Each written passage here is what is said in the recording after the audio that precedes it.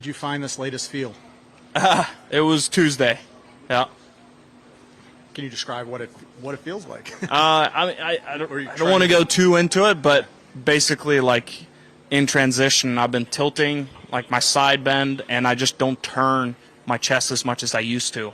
And I got that confirmed with a certain app, and then looking at videos. So it was just like kind of a quick feel that okay, instead of basically tilting from the top of the swing, just feel like I'm turning a little bit more, so I can get the arms and hands more in front of me, so I don't get as stuck.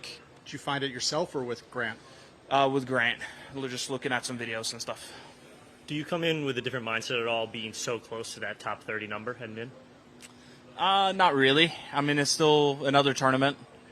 I still got to play well, and then we'll see how it shakes up. If I play halfway decent, that top 30 shouldn't be an issue. And just trying to not lose my mind out there if it goes south. You know, try to mitigate it a little bit and try to just plug along and keep it going. You said you made a few dumb mistakes, but what were you happy with? What were you happy with today? Yeah, I mean, the irons were pretty solid. Hit a lot of really nice iron shots, especially kind of coming down the stretch, because there's some pretty tough finishing holes in there, like 17 and 18. Hit a nice 5-iron into 17, made the putt. And even 18, I'm there with a 6-iron into a pretty narrow green, and the pin is all the way back. So it seemed like on every shot like that, I was able to hit a pretty nice iron shot. I never had to really scramble for par a whole lot. That was more the driver if I had to do that.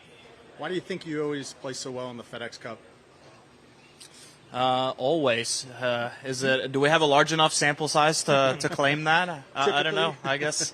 Yeah, I don't know. I guess there's something about kind of having your back against the wall and having to perform. I think sometimes I can get in too much into my head about like swing mechanics and all that stuff, which I still think is important. But I think when you're in the playoff and I'm 28th and top 30 advances, it's like, all right, we kind of have to forget about that stuff a little bit this week and just go out there and play. And I do think that's definitely helping me in the short term. Victor, you made a par at number 5 today in the conventional way. Is there any part of you that will ever be tempted at that hole to maybe hit something different off the tee? Yeah, I mean, with the way that I'm driving it, definitely not. I think for me, just putting it in the fairway, and if I'm in the fairway, I like my chances. But as soon as I get too aggressive and I hit driver, I can get in some really bad spots. And that green is just crazy. So they're going to have to move up the tees pretty far for me to be able to be comfortable pushing it down there, because it's nice to have a somewhat of a fuller shot into that green, in my opinion. What club do you use on the bunker shot? That was a 60 degree. Yeah. All right, pretty good. Thanks, Victor. All right.